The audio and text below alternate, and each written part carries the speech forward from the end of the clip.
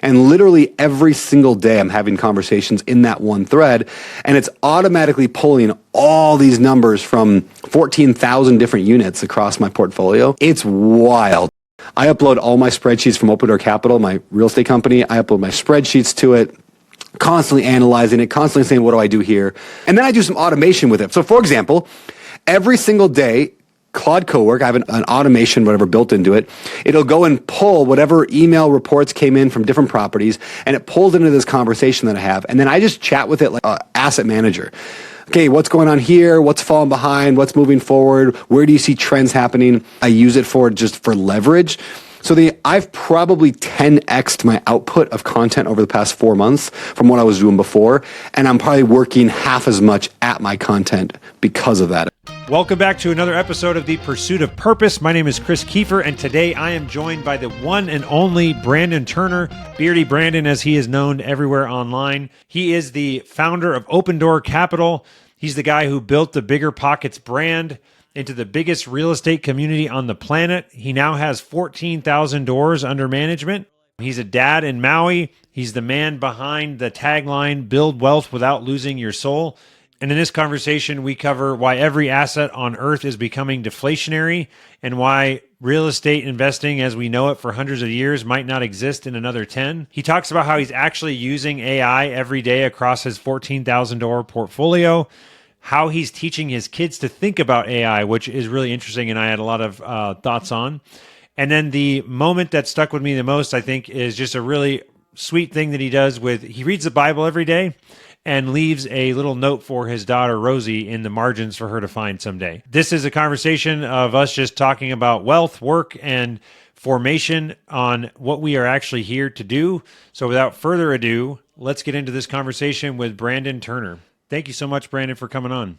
Dude, Chris, thank you for having me. I'm pumped to chat with you over the internet instead of sitting in a sauna like last time. Yeah. Yeah, the looking over beautiful Lake Coeur d'Alene. Oh, it's the best sauna in the world. I mean, okay, probably Finland's got better ones, but it's the best I've seen in the States. It's phenomenal. Well, yeah, when we crossed paths there, we chatted about AI a bunch, and I live in that world all the time. Since then, my wife actually went down. We were both going to go, but we've got kids and babysitters for 3 days is tough. But she actually went to your summit in Texas. Oh, cool. And she said you had a lot of AI speakers and whatnot.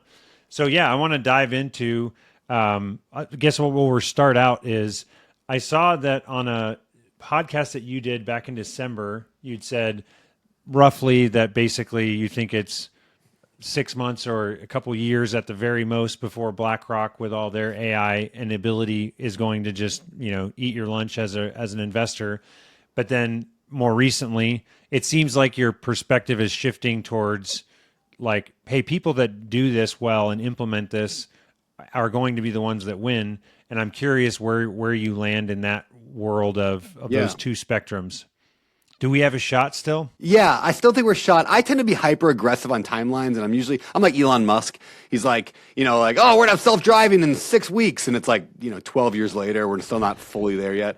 So I'm kind of aggressive like he is. I like to think it's coming faster than it is. But the premise remains the same. And what I believe is that AI enables the big companies to efficiently do the small things. And what I mean by that is, like, for example, let's talk real estate specifically. To buy a single family house from a lady whose husband just died and now she's not sure what to do with the house, and then have to buy it and then handle contractors and rent it out. BlackRock has and all the big, the big hedge funds, they have a hard time doing that at scale. They tried back a few years ago and they made some money doing it, but it's really hard, and they had to overpay for properties and whatever. But when AI can do all the conversations and the negotiations, the checking up on contractors, I mean, there's still things humans need to do, but AI makes the small deals available for the big guys. And so my fear is that the big guys, once they get good at it, are going to come in and just largely take over the space from those who are not doing it. Now, if you can do what they're doing and use AI and all that, then great. You'll probably still beat them because you're still local, you're still there. But this is not just about real estate. It's about every single small business that's out there. I think AI enables the big people or the big companies to do what before was inefficient for them and they couldn't do. Yeah. I've Thank heard you. that basically AI is like, yes, we have to do it also, the big companies will, but even like I mean, Anthropic and ChatGPT, OpenAI, they're all, and Google, they're all basically just like AI is allowing everybody to recreate the thing that the other guy has Yeah. in like weeks. Yeah. And just like everything's converging towards, basically the same thing where I don't know how you're using AI on a daily basis now, but like through the terminal and is just incredible. You give it access to whatever you are comfortable giving it access to. And it's like I would be interested to know on a day-to-day basis, what does your setup look like? How Yeah. are you implementing this for daily activities? Yeah, that's a great question. So I heard some advice years ago, not years, months ago, maybe a year ago. Things move fast. From a buddy named Joe Stolte. He actually spoke at my conference. He's an AI guy. And he said, always apply AI to your constraints. And I love that concept. And what he basically means is like, there's a million things you can do with AI. And we all get caught up in doing fun stuff with AI. It's like, I'm making some funny videos or I'm doing some funny picture stuff. Like, that's fun. But like, what's actually my bottleneck or my constraint in my business? And I want to apply AI there. So for me, I look at a few constraints. So one so I have an education company. We teach real estate investing, and then I also do real estate. Let's talk just education side for a minute. I have to pump out a lot of social media content. So like now I could make AI create the videos of me talking. I could use HeyGen and I could do all that, but it's not quite good enough yet. And honestly, that's not my constraint. I mean, if I had a script, I can teleprompt really, really quickly a video. So example is right before this call, literally up until the moment, I think I was 1 minute late because I was in the middle of doing it. I was taking loose outlines that my team sent me of content they wanted me to make. And I just I was literally using ChatGPT for this one, which I fluctuate between a lot of them, but I was using Chat for this one. And I taught it how I want it to create a script for me that's more TikTok style. So I just literally copied from my team, threw it in ChatGPT, pasted it, and then it gave me a script with 3 hooks and a title. And it's really, really freaking good because ChatGPT just knows me better than the other ones because I've been with it longer. And it knows how I write and all that. So I think they gave me 30. I got through about 20 of them in about 15 minutes. I got through 20 full scripts in about 15 minutes. Unbelievable leverage that I got to use it. That's just one example. And so now later, after this call's over and later today, I'll go grab my phone. I'll put the teleprompter on. I'll probably sit in my truck because those videos do better. And I'll just read the teleprompter. And it's going to look like I was just yapping to the camera, winging it. So it's like one small example that I use it for just for leverage. So I've probably 10x'd my output of content over the past 4 months from what I was doing before. And I'm probably working half as much at my content because of that, if that makes sense. So that's one area I'm doing it. I mean, I upload all my spreadsheets from Open Door Capital, my real estate company. I upload my spreadsheets to it, constantly analyzing it, constantly saying, what do I do here? And then, like, I literally just have this. You say your Yeah. spreadsheets. I'm like, so you have running Open Door Capital. I've just assumed that you've got a system with all the reporting but you're just where are these like Excel or CSV files coming from? And Yeah. what are you consolidating? Yeah. So, for example, we still run a lot of things through Google Sheets. I mean, yes, there's programs like Power BI and some others that we have, and we have access to the fancy stuff. We got property management software, but ultimately, we still run off Excel heavily. Like, but property management, they use Excel, and so they give us a spreadsheet that's got 35 tabs, 400 lines in every one. That's a breakdown of every property and every number and how many calls came in and how many of this and how many of that. And I just take that and I put it in Claude because I think Claude's probably better than ChatGPT for spreadsheets. And I say, whatever, help me analyze this, help me know what to do here, help me know what to do this. And then I do some automation with it. For example, I'm using more Claude co-work than code because I'm not a techie in any way, so I'm not good with the terminal. I'll do it if I have to, but it takes me twice as long or 5 times longer than probably you would. Probably 10 times longer than it would take you. So I just use co-work for a lot of stuff. So for example, every single day, Claude Cowork, I have an automation, whatever, built into it. It'll go and pull whatever email reports came in from different properties, and it pulls into this conversation that I have. And then I just chat with it like a asset manager. Okay, what's going on here? What's falling behind? What's moving forward? Where do you see trends happening? And literally every single day I'm having conversations in that one thread, and it's automatically pulling all these numbers from 14,000 different units across my portfolio. It's wild. And then like even like conversations with my business partners when I'm renegotiating equity and all that. I'm using it for that. And then I make funny videos for my friends, and that's fun too. So that's what I do with AI. Interesting. Yeah. I mean, I completely agree. The one thing I would add, or that you should try, because Please. I do believe that everyone's going to go, not everyone, you're techie enough, because I'm also not like I have done some coding in my life, but I'm not a developer. But again, what is a developer now? Maybe everyone's a developer, because it's just being able to talk to AI to get what you want and iterate. But in the terminal, you can just like create these folder systems and structures, and you have way more control over, like, because it's files on your desktop, and you can basically have, and like you create memory files for different projects and stuff.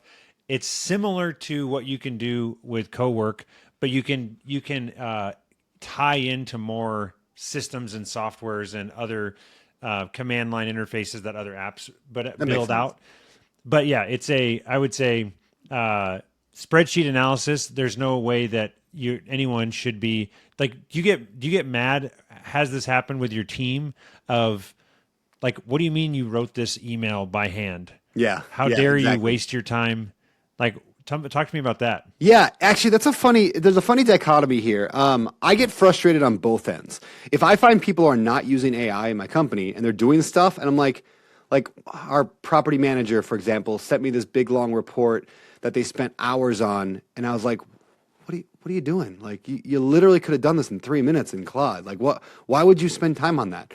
And so like, it frustrates me on that end. The other thing though that frustrates me is when I ask a question in Slack especially, but email as well, an opinion, like what should we do with this scenario, to my team, like to my employees that work for me, and they send me a 2,000 word, that's a great question, Brandon. Here are 17 different ways to think about it, and I like, they just literally copied my question, threw it in the ChatGPT. Like, I already asked ChatGPT, exactly, and it gave me the same answer that you just gave me. Yeah, I don't need you to take ChatGPT and then tell me what it says. I need you to tell me what you think we should do.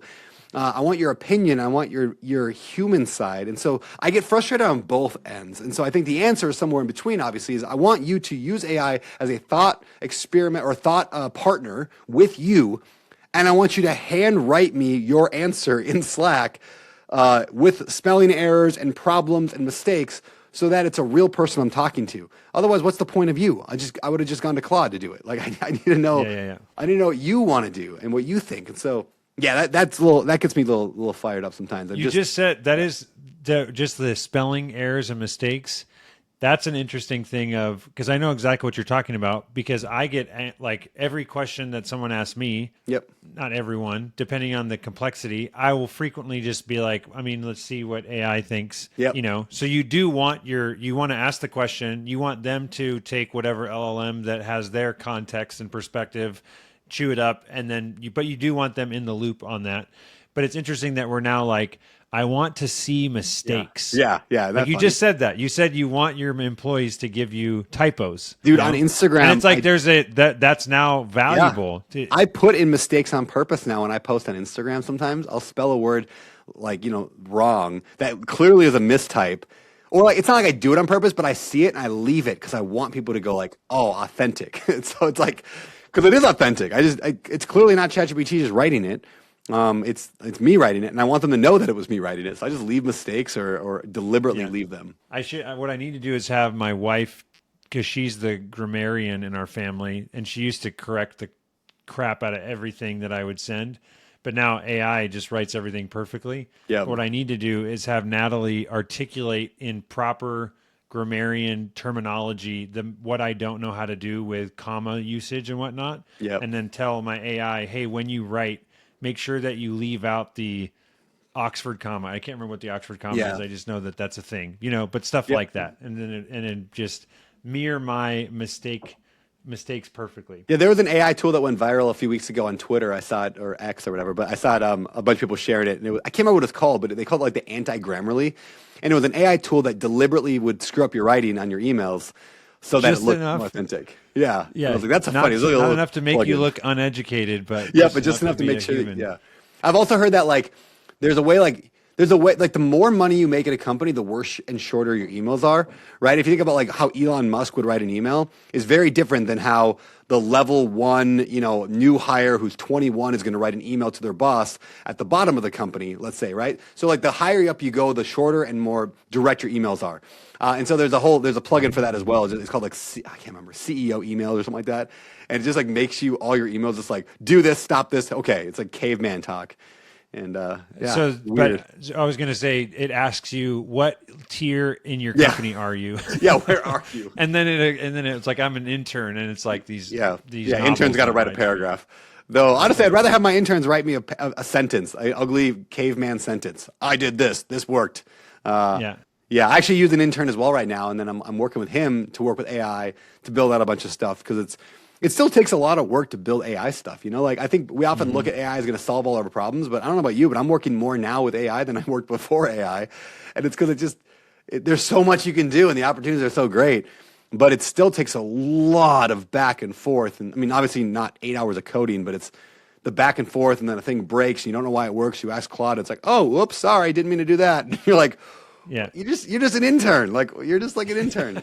It takes a lot of involvement. So now I have an intern to handle my AI intern. It's great. There is definitely the new thing is just the strategy on how do you get the AIs to like argue and debate with each other. Yeah. To then like surface, because there's just like as the human that's prompting in vibe coding, like I'm trying to teach my team again of developers to be like, you need to ask really dumb questions. Just like, are you sure that's going to work? Yep. Like what else could we try? Or if this was going to break, how would it break? Yep. And then it's like, oh, actually, so it's like building out the plan before you just say, make me a real estate app or whatever, Yep. or make me an app to analyze my spreadsheets.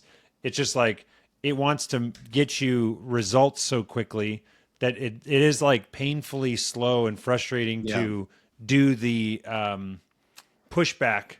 And so then now you can have agents push back to try to mimic that, like, because it's nothing. It doesn't take a rocket scientist to ask the questions, but you just have to know that that's a process you have to include now. Yep, agreed, 100%. You know, one thing funny about AI is I fall in this pattern. Sometimes I spend a lot of time trying to automate something, not even automate, just like to do something with AI that I probably could do faster on my own.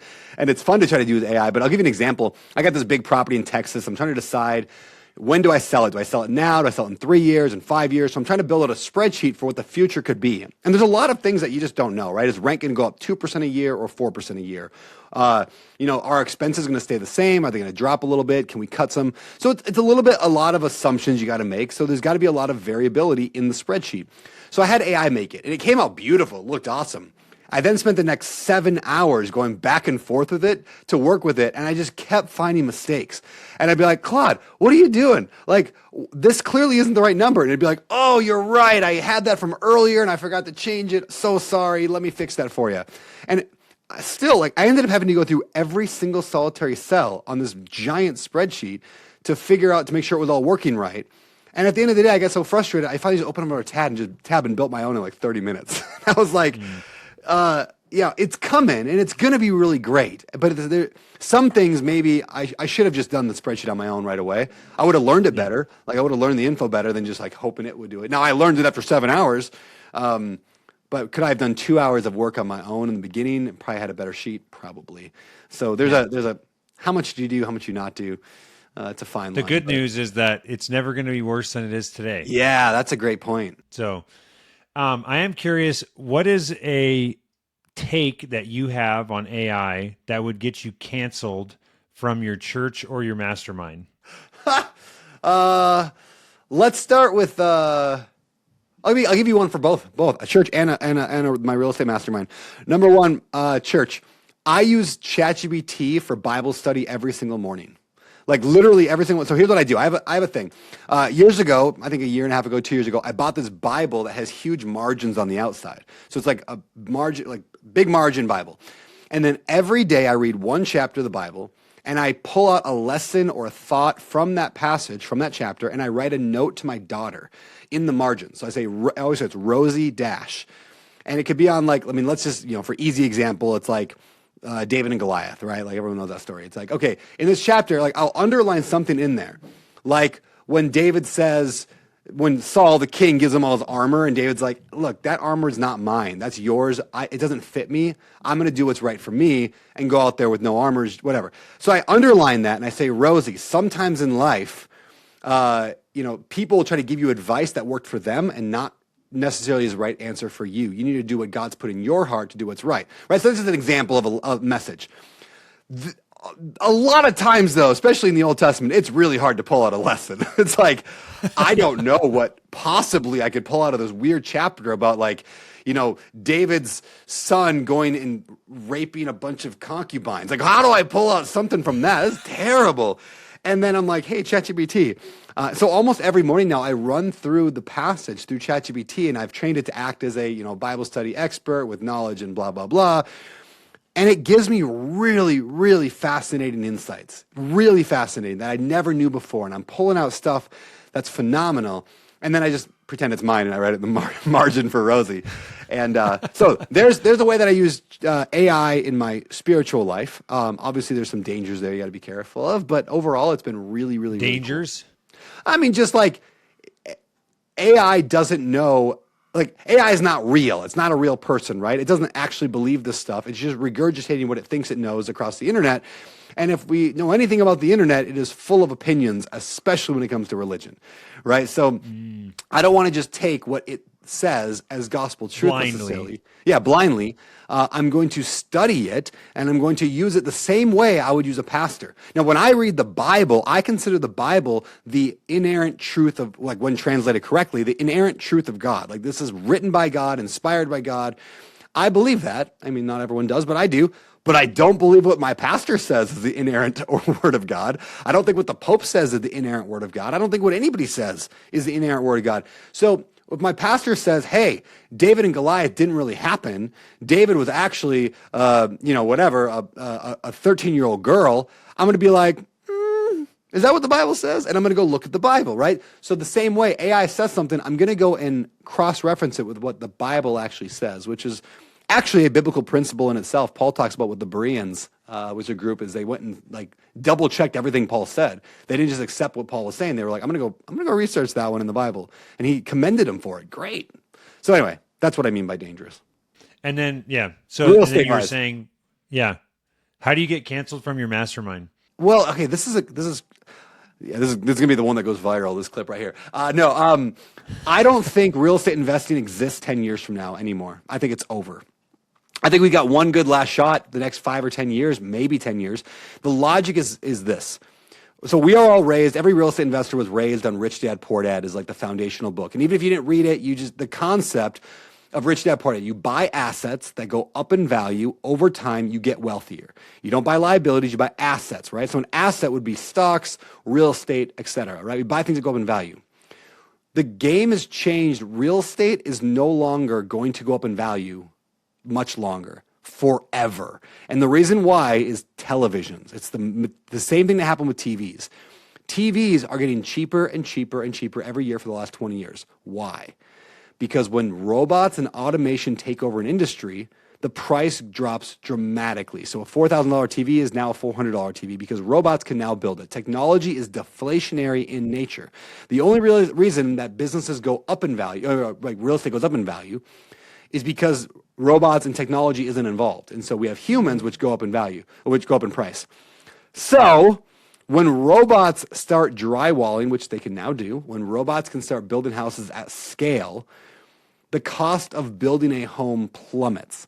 And if the cost of building a new home plummets, let's say the cost of building a new home goes from 300 grand to 150 grand. Now there's still value in land, which may go up, may go down. I could argue both. But the very nature that new homes will be significantly cheaper than what I'm buying an existing home for today means that existing homes, which are valued based on what other people are paying for homes, including new ones, the value of real estate begins to drop. It becomes a deflationary asset, not an inflationary one. And every year for the rest of our life gets worse or better, depends on who you are. So Who you are. We've got one more good run. Better for the person living or needs to buy a house.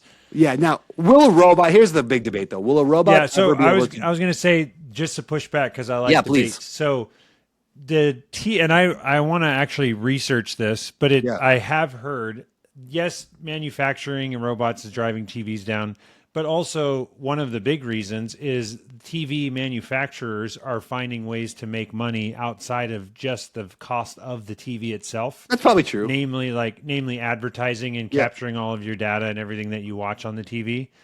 So there is like, are advertisers going to be able to get into construction somehow? Because Probably. that's ultimately, it's like everything is just like your house has just like ads like on the wall now. Dude, I believe for, that could, you know, yeah, we're gonna have that's gonna LED happen. walls at some point. All of our walls will Yeah. not gonna be drywall. It's gonna be LEDs, and they'll Did put you whatever see they that want. for the NCAA tournament? They were No. or it was not the tournament. It was right before the tournament. They were experimenting in Vegas, I believe, but they had an LED court Oh, that weird. like had like it. So the whole thing is a TV screen. So that it was like, supposedly some players said that it like gave them migraines and stuff. And, you know, they had tested the, traction on it to like scientifically make sure that it was just like wood and all that. Yeah. But it's literally like a TV screen. You can go look That's up wild. pictures of like LED basketball court. And the thing that was awesome that from a fan's perspective is it was like when you're playing video games and like someone goes on fire and stuff, they could like display and there would be like animations on it wasn't like extreme, like over the top. Yeah. But you could imagine like in the future, you could like someone hits a three and then they're running down the court and there's like flames coming off. Yeah. Them, you know, like you could just, It's a cool anyways. idea. Yeah, And but then that's you what's could coming, swap man. out advertisers throughout the game or whatever, you know, Yep. or each game has a new like court sponsor or whatnot. Well, yeah, it's very possible. I mean, obviously, TV. Like I have a Roku TV I just bought, and man, that thing has ads all over the thing. Now the TV cost me $200, but still, that TV was still $4,000 20 years ago. You know, like they are coming down. And Tesla's a good example Yeah. too. Tesla's. I bought my Tesla Model X for $98,000 like 5 years ago. That same car today. Now they're not making it much anymore, but it's like half that or less than half that new. And so Tesla put in automation over in China. They're building these dark factories that just work like without any lights because there's no people in them. They're building entire things with just robots, driving the price of an EV down under 10K. Yeah. I So feel like who came up with the dark factories? Like I never. It's like, hey, you know that these are all robots. Nobody. Yeah. It's like I would have never. It's like, how much money are we wasting on lights? Lighting, I just yeah. Why want would to you see shut the the lights robot off? working. I just Yeah. want to see him work. I got to make sure they're doing their job. Yeah, they only turn the lights on when people show up there to look at them. But you know, like I just think, yeah, if everything gets deflationary, at least we can't depend. I don't believe, like I would not buy a property assuming that the 30-year plan is to just over 30 years the value goes up and I'm rich. That worked for the last 10,000 years of human history, or at least the last few hundred. You buy a house and it goes up in value over time. I do not believe that is existing much more than the next 5 years. We got 5 years. I mean, again, we got 5 or 10 years, maybe even 15 or 20 until the optimists or whatever they're called robots are good enough to just like do everything a human can do. But Yeah, and I was going to say that's so interesting idea, but that's all based on the assumption that most of home construction or building construction or a decent Yep. percentage of it is done by robots. yeah, Or that would be a fractional that's the catch there. cost of the But the thing is, the reason I look at that is like, if we get good enough with robots that they can drywall is a tough thing. It's an art, but they have now machines that can drywall as good, like level, whatever it is, 5 finish. Like they have the machine. I just saw it the other day on Instagram. But when a Tesla robot can do that, or a Tesla robot can solder a copper pipe just as good as a human, at some point that's coming. They're going to be able to get there. When that happens, they've already taken over every other industry on earth. Like there's almost nothing else left for them. Like, and what I mean by that is, okay, the one putting the 2x4 into the machine to make it the right 2x4 shape. They're putting a log in the 2x4 machine.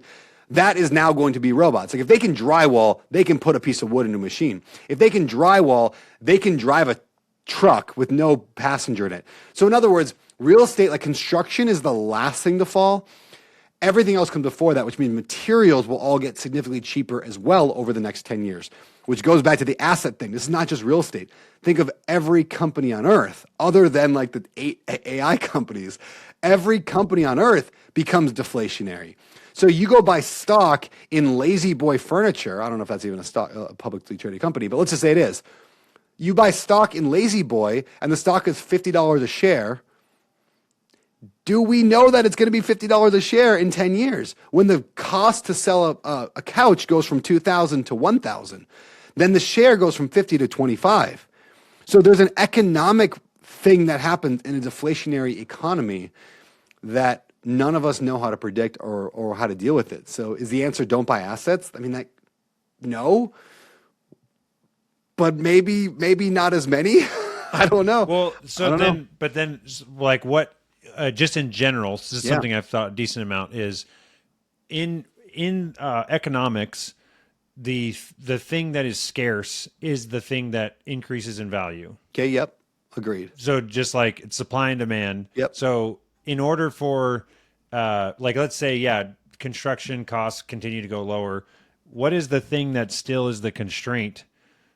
And obviously one of the things is energy. Yes. That's agreed. going to be like, there's no, like, ultimately even the AI compute and all the stuff that would be required to fuel all these robotics and the robots themselves are literally just running off of energy. So that's certainly a limiting factor of like, it's still going to take energy to build a house, and who knows, like that could be quantified down to how many, kilojoules or whatever. Yep. But what else? There's something, and I don't know the answer right now, but what are the other things that are in the supply chain that are, maybe that's the thing to own if you can in any capacity. Yeah. I mean, you know what I mean? Yeah, I mean, obviously raw earth minerals of earth minerals in general, like copper, I don't even know, aluminum, like those things, obviously there is a finite amount of it. Wood, there's a finite amount of wood on the earth. That said, it's like, is there really though? Or is it just we have lacked the ability to get it? You know what I mean? Like if a robot drone can go down and cut a tree down, it falls over, another robot can come over and cut the thing up into the right size wood, and then a drone picks it up and takes it out. I don't even know if that's possible, but let's just say hypothetically, some technology can do it. There's not actually a shortage of wood. Just go to Alaska. There's no shortage of wood up there. It's just that it becomes difficult, right? Even, who was it that said that? It was Neil deGrasse Tyson, is that his name? Scientist. He said, like, we don't have a water problem on Earth. There's no lack of water. It's a cost problem. It's just the cost to desalinate, get rid of the salt in the water is just expensive. And so there'll become the tipping point where all of a sudden the cost of water becomes reasonable to be able to take the salt out of it, and now we've solved the problem. So everything's a money problem, not an actual quantity problem. And the robots and technology make that worse. In other words, it makes, or better you could call it, it makes all the things that were hard to get easier to get, if that makes sense. So therefore, supply increases for all materials on Earth at the same time as demand's not going up and might even shrink because we have a declining population now in most countries. Yeah, to me, the population decrease would be the biggest reason that real estate would be declining. Because it's like, there's less the people. Reason that it goes up is because I've even heard that this is a crazy... like you reverse engineer like this thing is happening because some ridiculous thing that you thought was completely unrelated, right? Yep. So the idea was that basically housing prices in the U.S. doubled in I'm guessing on the year here, it's something like in 1970, I think, around there, and it's because the birth control pill came on the market back in 10, 15 years before. And the pathway through all this was basically the, and I might even be off that it was before the birth control pill. It could be like refrigerators or something. And it's because once you have a refrigerator, then you can go to the store less because you can keep things in your house longer. And then the birth control pill came and allowed women to not be pregnant forever. And then they could go work. So now you have two people working. So you're two income household, and because you now have two income makers in a family, I'm willing to pay twice what for I a was house. willing Yeah. to pay before, because before it was just limited to what can one person make. But because you then have two income earners, you can then say, okay, well, I'll pay, double for that, Yeah. because, and this is over the course of 5 years or whatever that this happened. But I do think that when you have fewer people willing to bid on the house, it's like at the auction. It's Yep. sweet when you show up at the auction and there's like three guys there, Yeah, like it's we're all great. getting great deals today. Yeah, I definitely worry about the population decline. I think that immigration in America is what's keeping us afloat, so to speak. And obviously, current administration is trying to shut down as much of that as possible. Though I think that just gets better in the future for Americans. And here's what I mean: is obviously the AI is going to disrupt the entire planet, and all the AI companies, at least most of the big ones, are based in the U.S., which means that I actually have a lot of fear around, not fear is the wrong word, sadness around the developing countries. So an example would be like the Philippines, right? So like if you took away all entry level positions from the Philippines, every call center and every blah blah, just all of the jobs that Americans hire them for, they're going to have a much harder time, I think, than we're going to have in the U.S. Now they'll figure out a way through, hopefully, but dang, like that worries me. Like with those countries, and then they're going to flee to Especially America. because so much of their economy is Yeah, based on support low level roles exactly. as it Yeah, is now. yeah. Now again, they'll figure out a way through, and they're going to have a harder time affording the robots and all that in the developing countries, and so you know. Maybe they'll survive longer because they're still going to be having to do the plumbing for the neighbors. It's like those blue collar stuff are still in place for a lot longer over there. But I don't know. It's wild. But I think America's going to probably fare better than most countries in this next couple decades. The only I thought where I thought you were going to go is that everybody is going to like, well, yeah, I was going to say rise up against and hate America and attack Could be. America but it's hard to do that if you don't have the resources. You don't So have money. basically, it's still just China that is the potential. Yep. It's still going to be it's a race against China, and who knows where that ends up. Yeah. So with your kids, I'm Yeah. curious. Well, one thing, just based on what you just said, when in 2040 or whatever year you end up passing on this portfolio that you built onto your kids, are they going to inherit this because you built this thing really well, or is it just because you got lucky during the right time to be in real estate? Yeah. It's a good question. I actually don't think they're going to get. I plan to give each of them one property. Like that's it, and like that's their way forward. I'll give them business if they want to join the business and family business and want to work in it and want to whatever. Then they get a piece of it that way. But they're going to have to earn that for sure. And besides, most of my rental portfolio is all owned. They're all commercial real estate deals owned by hundreds of investors. Because we raise capital. So at the end of the day, there's not a lot that I own alone anyway that I would even pass down. So yeah, I don't want my kids to. What's the phrase? Give them enough money.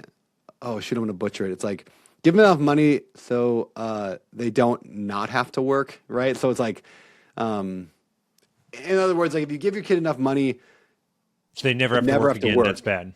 yeah, then they're Yeah. never gonna like if you. I don't want my kid to have so much money that they don't have to learn that they have to work to be able to survive in life. But I also want to give them something, and I want to help them along the way. So hopefully they figure it out. But that's why I spend a lot of time with my kids just teaching them concepts, like not even AI ones, though. We do a lot of AI work with my kids. But like last night at the dinner table, I sat for 30 minutes and I walked them through the hero's journey of storytelling, like and how that works. And it's like a framework around like. There's been a lot of books written about it, but like for example, like Save the Cat is a screenwriting book, how to write screenwriting. Then they made Save the Cat Writes a Novel. It's how to write a novel, all based on this idea of the hero's journey and like the hero's in in a normal life, and he gets called into adventure, and then he meets a guide, and then it's like every story on Earth is based on the same like 12 beat thing or whatever number of beats it is. And they're all the same. And so we sat there and just went through every Disney movie we could think of and how all the stories follow the same arc, and how and why that is and why humans respond to that. Like that was that was one. It was a great conversation with my 6-year-old, my 9-year-old, as they like got it. They're like, oh, and that's why in Rapunzel or, Tangled, she does this. I'm like, exactly. Like, did you see that moment where that happened? And so like, I want them to think about what's going on so that way they can use AI in the future or in business to build stuff. So it's a lot of what we focus on is how to think better, not necessarily on how to show up better, be on time, sit in a row, whatever, fill out your times table correctly. Like, I think all that's fairly irrelevant. So I have heard that storytelling is like, and some people could say it's also sales. There's tactics that both that go well together. But the ability to synthesize information and tell a story about what's going on, that is a critical skill, and will be, again, with AI helping you, there's still going to be the person that can take it all in, kind of like you scan and process, see patterns, and then be like, okay, here's what's going on, or here's what I can tell you. And can you get people to, whether it's a date to go out with you, or a business, get someone to work for you, or someone to marry you, or sell something to be a client of yours, or whatever. It's like, it all takes some ability to articulate like why. And I even, I think this was, who was it? I think it was Scott Galloway. Is that his name? Yep. He was just on Diary of a CEO. I know you listened to that podcast, but he was saying that that's the better you are at storytelling. Like if you look at Elon Musk and Jensen Huang and Steve Jobs, it's like the masters of casting a vision and getting people to like, I think that could happen, because you painted the story. Yeah, I mean, sales is that. Like, even like a lot of sales trainers will teach the hero's journey, that concept, because it's like you're not the hero, you're the guide. And so like you got to call your client or your prospect out of their normal life into adventure. They're going to have these problems. It's I think storytelling, and our kids are going to grow up in a world where they will be able to create full-length movies. Like people are already doing it today. It's a little, with Higgsfield or whatever, and I play with that a little bit, and it's fun. It's like, it's silly. Did you see the? By the way, did you see the ad that what's the guy running for mayor of LA? The guy he's like an actor. Do you know what I'm talking about?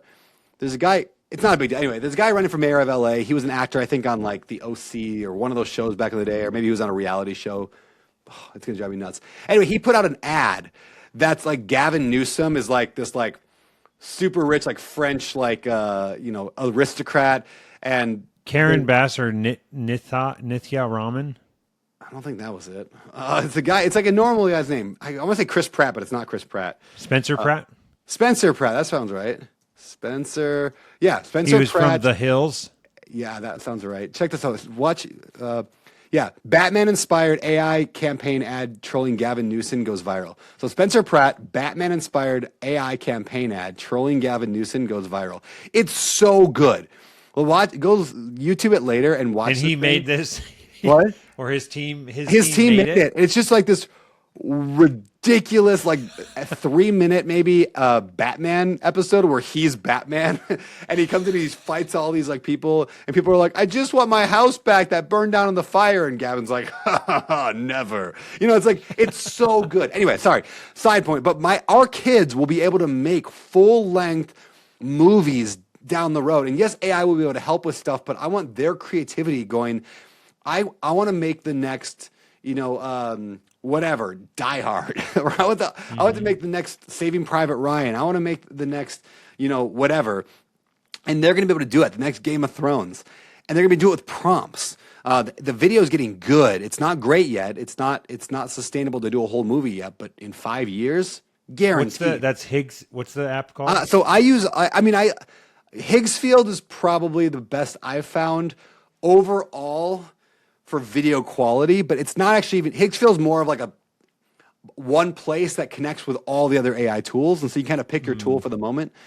And so like I've been using. I think Google VO 3.1 through Flow, which is Google's little editor, is the best quality, but the UI is just terrible. Like working with it is just ugly and it crashes. And you're doing this with your kids now? Yes, and creating little videos and. Yeah, we make little videos. We make businesses, a lot of businesses. We use a lot of Lovable. So we use a lot of Lovable, the website, to create businesses. My daughter made, example, both my kids made books recently, like kids' books. My daughter made one. She wrote the whole thing out on paper, every single word of the thing. I took a picture of it. I didn't even know it. No. I didn't take a picture. She voice texted it into like ChatGPT. It then wrote the whole thing out and texted it because now she had handwritten it. So there's a whole story. Then we uploaded, paragraph by paragraph to ChatGPT to make the image for it. And then we use Canva to actually build the book. And by the time we're done, we have a full-length book that Canva, we just printed it. And it costs like $15 for the book, but who cares? And then she sold it to like 5 of her and she has the book that she has created. A real book. It's so cool. My son actually reads it like every day. He gets $1 or a coin every day for reading a book. So he like reads his sister's book and she reads his book. He wrote one too. It's like I want them continually thinking that way. Like, how do I use AI to make what I want, creativity, better? So yeah, my daughter. Have you done any song creation with your kids? Yeah, we definitely do song creation. We play with that quite a bit. I made we'll be in the car and I'll put on like my son's obsessed with the game All Out. It's like a video game called All Out. And he loves it. It's an iPad game. And so we make like All Out songs, or Among Us is another one he loves, or Minecraft. We'll make songs about that where we'll put the kids into it. That's pretty fun. So I'm curious, this is something with and I'm wondering if I'm over engineering parenthood or not. You could tell me if this is a bad idea. But the ability, so songs in general, I've talked to many people about this, and some people are like, you shouldn't, like, AI generated song there's like, it's losing the personal touch and all this stuff. But I'm like, okay, well, my kids are going to sing, like, we all get stuff stuck in our head, right? Because it's catchy. Yep. And, I don't know why. The first thing that catchy song stuck in my head, I like big butts and I cannot lie, right? It's like, do we want that? I don't know. I haven't listened to that song in forever. It just hit me. So but it's like, that's not, why is that more human or better for me to get that stuck in my head than something else that actually could, like, because I believe everything that we hear and listen and consume is affecting the way that we show 100%. Up, the way, like, our direction, everything. So it's like, you have the chance to rewire in a good way your kids' psyche by filling them, like, and having them repeating lyrics that are going to build them into better humans. And so why are parents not taking that advantage of that to, like, actually make, like my son and I made this song. He loves Legos and he's just super creative. He's 6 years old. And we made this song and he told me all the stuff that he likes, and it's called Little Kingdoms. And it's like, how here's to all the little kingdoms that you build and whatnot. And that's so cool. And he like he gets in the car and he's like, yeah, put on the Little Kingdom song. I want to listen to my jam. And he's just like, that's me, And I feel like there's an element when you're a kid, you have that, you just are soaking in and you don't question stuff. But like LeBron James, Michael Jordan, all the greats of anything, I know that they believed they were better and more, like they were the thing before they became the thing, right? So you have to instill that in your kids when they're 6, 10, 12, 15 years old. Like, I feel like it's somewhere, my oldest is 8, so I don't know at what point they start pushing back or having the self-doubt more. It seems like probably around 12, 13, 14, I'm not sure. But anyways, I think that's a huge opportunity there. Agreed. Yeah, it's so fun and difficult, like, raising kids in this world where for the first time we can't see over the horizon. Like, we can't see what our kids are going to do in 10 years. That was kind of the point when I was on stage with those AI experts at my conference. I asked the question, will any of our kids, we all have kids all the same age, between 6 and 9. And I said, will our kids have to work? And all 3 said no. In fact, 2 of them even said, our kids will never drive. Now, I think we're all a little aggressive on timelines sometimes, like Elon Musk style, but 10 years from now, our kids probably will not have to work. We probably will be in a society where work will be optional in 10 years. For my baby, who's just a year old, for sure in 20 years, like, the world is so drastically different. So how do you raise kids in that kind of environment when we can't see over the horizon? And I think is what we're talking about is you inspire creativity in asking questions and leadership, starting companies, starting businesses, pivoting, making, that's what we got to train our kids, not times tables, not the historical facts of when the Statue of Liberty was put on the U.S. It's like, yeah, maybe that stuff's important, but, like, none of that matters long term. What matters is that creativity and to be able to bounce back and learn. I feel like the idea of our kids won't have to work. I'm just like, I see where it's coming from, but it's the same thing that my grandpa, he's 98 now, and I was interviewing about his life 2 years ago, and he's never had internet.